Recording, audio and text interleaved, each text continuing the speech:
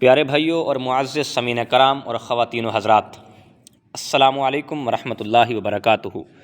آج کا جو ہم آپ کے پاس ایک وظیفہ لے کر آئے ہیں اور ایک خاص عمل لے کر آئے ہیں، اور اس عمل کو اگر آپ اپنا لیں گے تو اللہ پاک آپ کو بے پناہ رزق عطا فرمائے گا، کیونکہ یہ ماہ رمضان المبارک لمحہ لمحہ قریب آ رہا ہے۔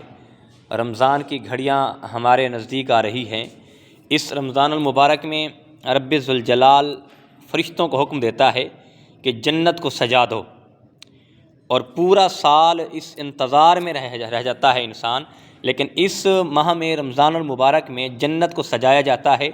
اور جنت کے دروازے کھول دیے جاتے ہیں اور دوزخ کے دروازے بند کر دیے جاتے ہیں، اور رب ذوالجلال رزق کے دروازے بھی کھول دیتا ہے، رزق بھی آسان کر دیتا ہے۔ میرا رب کہتا ہے کہ مجھ سے کچھ مانگو،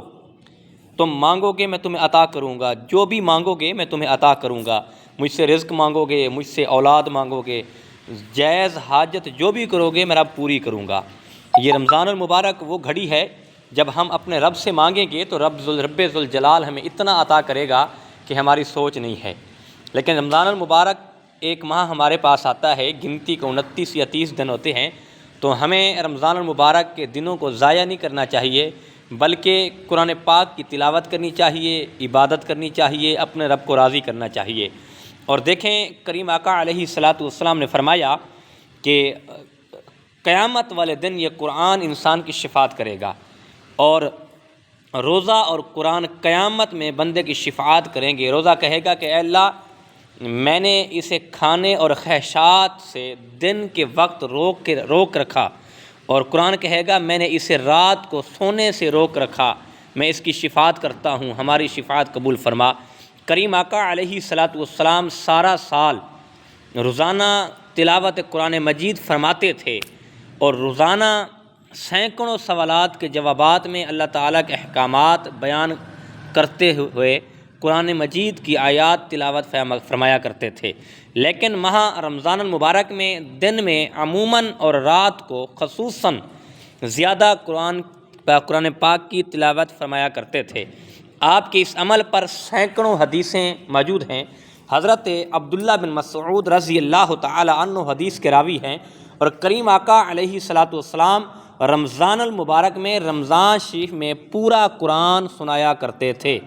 اور وہ آپ کے لب و لہجے کو یاد رکھتے تھے۔ حضور علیہ الصلاۃ والسلام نے اپنے پردہ فرمانے یعنی وصال سے پہلے رمضان المبارک میں 2 مرتبہ حضرت ابن مسعود رضی اللہ تعالی عنہ کو قرآن کریم سنایا۔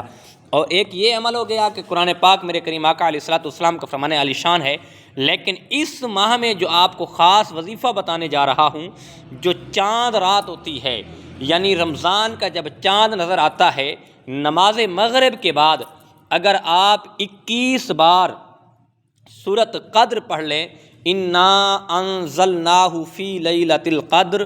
وما ادراک ما لیلۃ القدر، یہ اگر پوری سورت پڑھ لیں، اس کے بعد آپ 21 بار اول آخر درود پاک پڑھ لیں، اور یہ درود پاک پڑھنے کے بعد رب ذوالجلال کی بارگاہ میں اگر دعا مانگیں گے، اگر رب سے رزق کا سوال کریں گے تو رب رزق عطا کرے گا،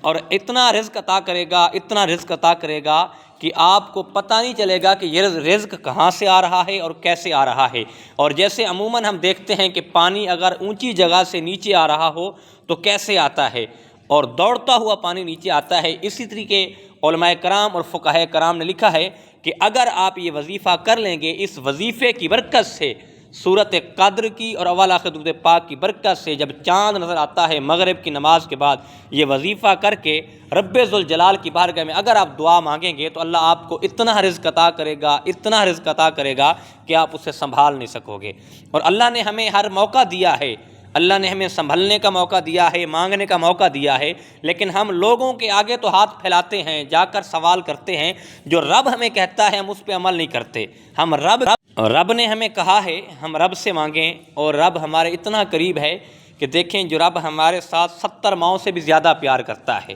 ہم ذمہ داروں کے پاس چلے جاتے ہیں کہ ہم غریب ہیں، ہمارے پاس راشن نہیں ہے، اور فلاں مسائل ہیں سارے، ہم دوسروں کے آگے جا کے ہاتھ پھیلاتے ہیں۔ میرے کریم آقا علیہ الصلاۃ والسلام نے فرمایا کہ دوسروں کے آگے ہاتھ پھیلانے کی بجائے آپ رب سے مانگیں، رب نے ہمیں بتایا ہے قرآن پاک کی تلاوت کریں، قرآن پاک کی تلاوت کر کے مجھ سے مانگیں۔ رب تو کہتا ہے کوئی مجھ سے رزق مانگنے والا، مجھ سے کوئی دولت مانگنے والا، مجھ سے کوئی اولاد مانگنے والا، مجھ سے کوئی بخشش مانگنے والا، میں اسے عطا کروں۔ لیکن ہم وہاں جاتے نہیں ہیں جہاں رب نے کہا ہے، ہم لوگوں کے پاس جاتے ہیں، ہاتھ پھیلاتے ہیں، تو پھر ہم مایوس رہ جاتے ہیں۔ ہم اس ذات کے پاس نہیں جاتے جہاں سے ہم مایوس نہیں ہوں گے، بلکہ ہمیں بے پناہ رزق عطا کیا جائے گا۔ اللہ سب کے رزق میں برکت عطا فرمائے، اللہ سب کو رمضان کی